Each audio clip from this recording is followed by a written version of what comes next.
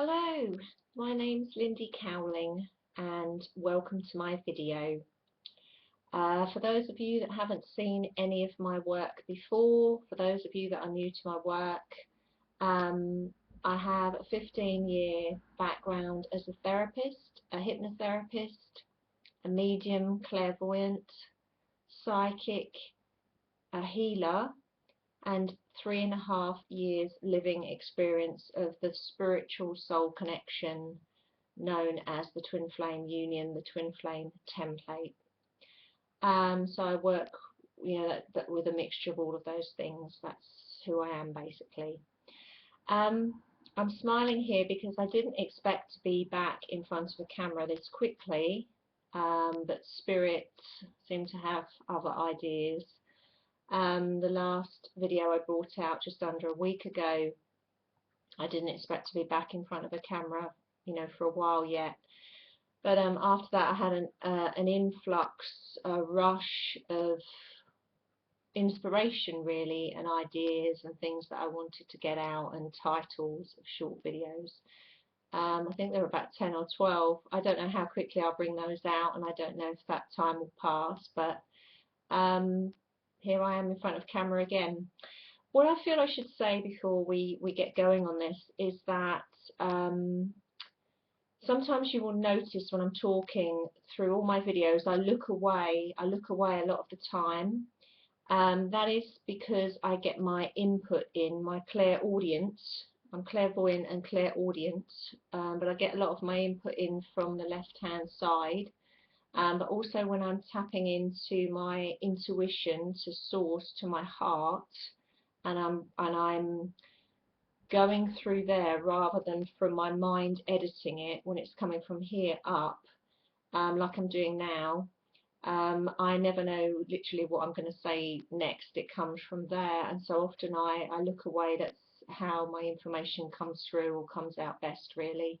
Whether that'll get fine-tuned in time so that I make direct eye contact like this all the time, I don't know.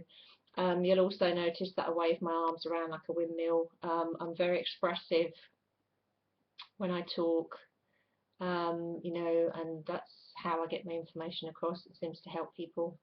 Anyway, the short video, it's only going to be a short video that I'm going to do today, is on embodiment. Think of the word embodiment. In body meant to be in the body. Embodiment, in body meant to be in the body. Something I'm very passionate about at the moment is that I would include myself in this category, that many of us have lived most of our lives, or many years of our lives, when we connect in what we call spiritually, when we connect into source, when we connect into our soul, when we connect into our spirit,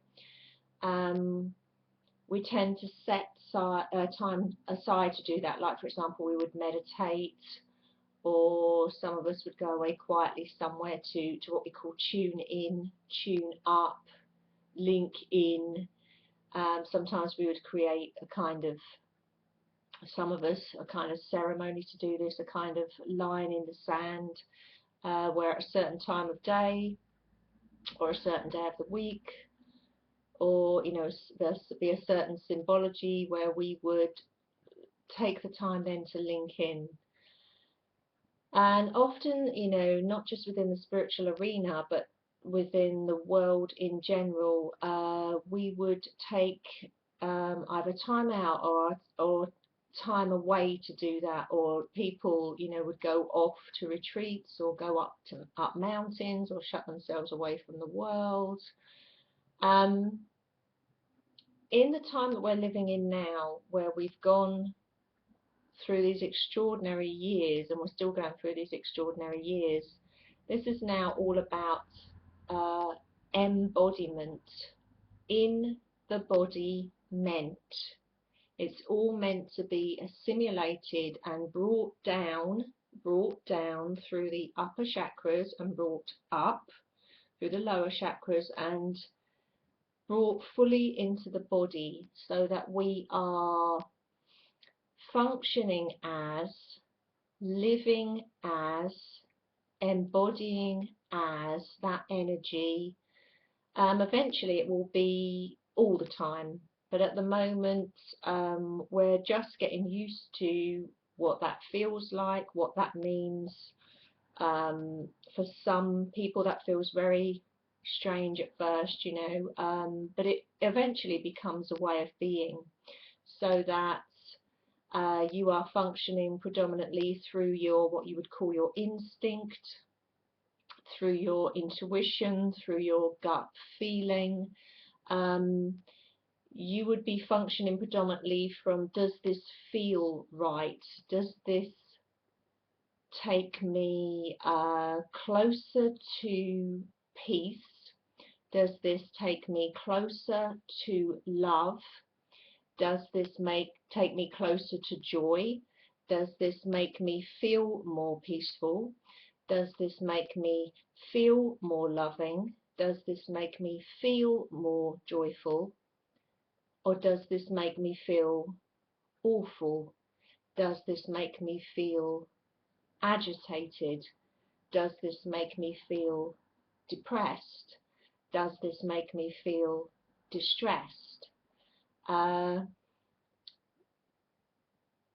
feeling element of it for me is easy in some respects. It's a double-edged sword because I'm an empath, and although I'm very visual, I am tremendously empathic, which means very much in touch with feelings, very kinesthetic, but also sometimes to my detriment in touch with the feelings of others, and many others,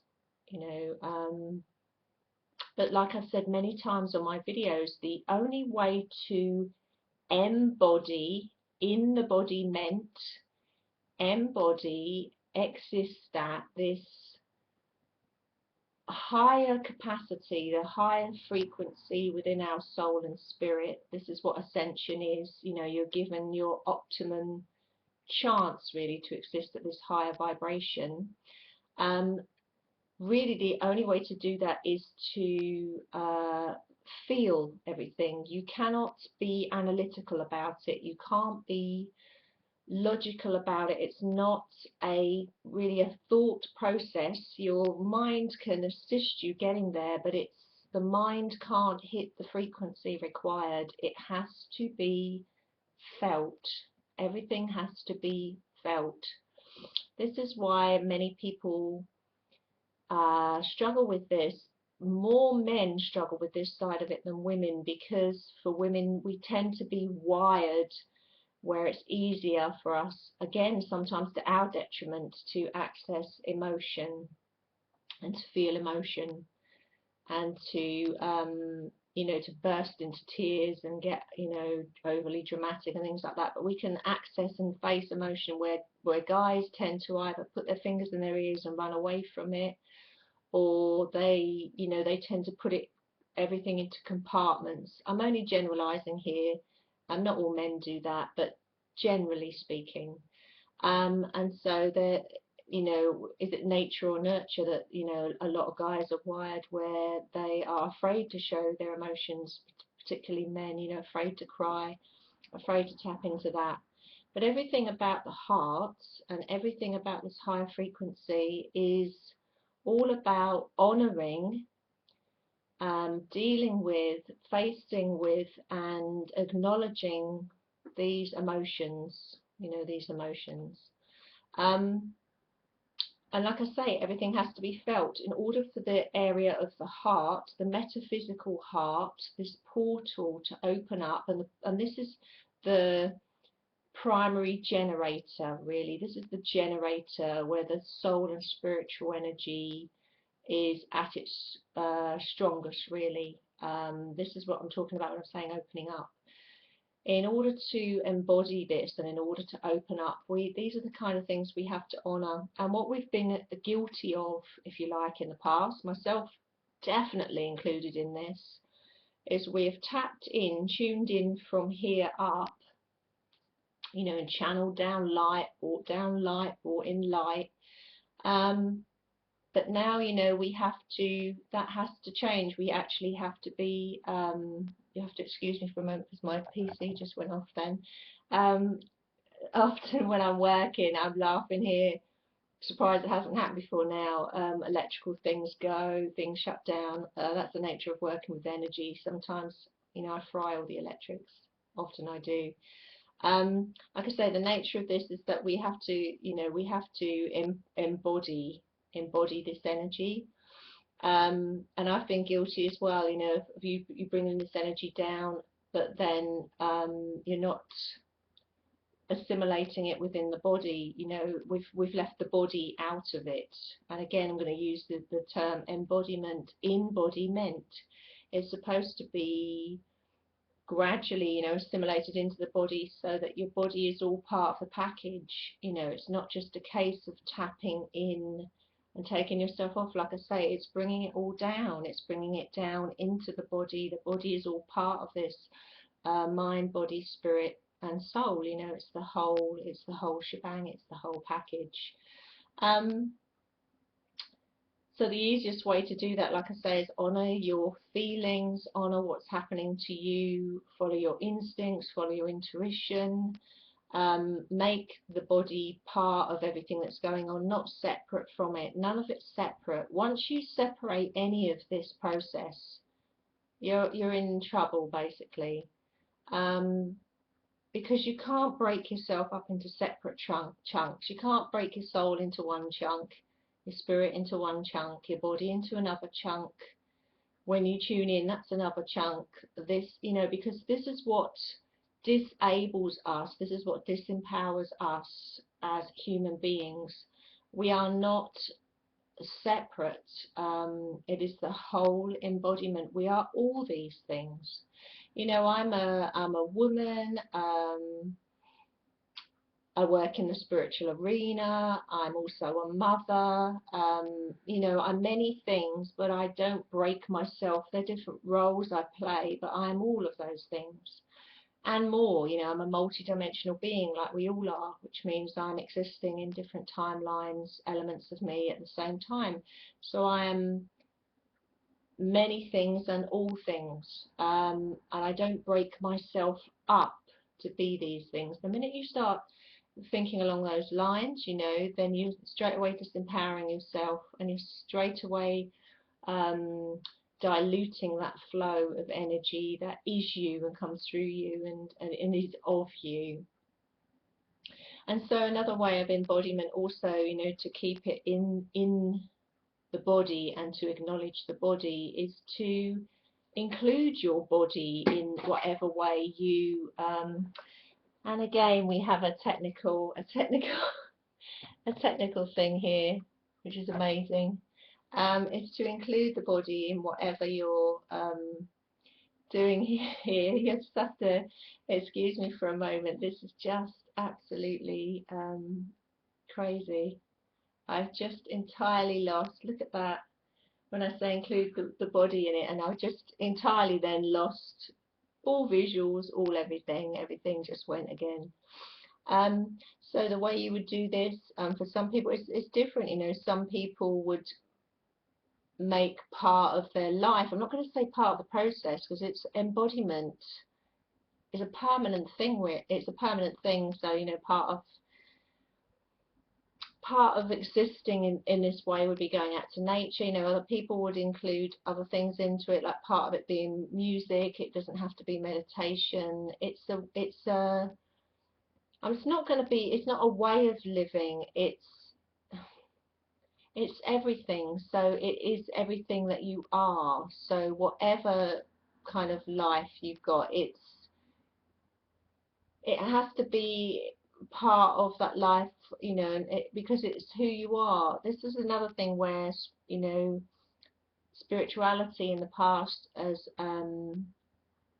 served us up to a certain point, but now things have changed. It has got to fit into modern day life. You know, the builder that works 65 hours a week, and the single mother with 6 kids, You know, the man that's disabled in his wheelchair. Do you know what I mean? It's all walks of life, and life can be very hard sometimes. This is for everybody. It's not this for the select few, you know, that sit around in ashrams, or you know, it's not like that. This is for everybody. The man on the street, the woman on the street, like I'm the man on the street and the woman on the street, you know, I'm all of those things as well.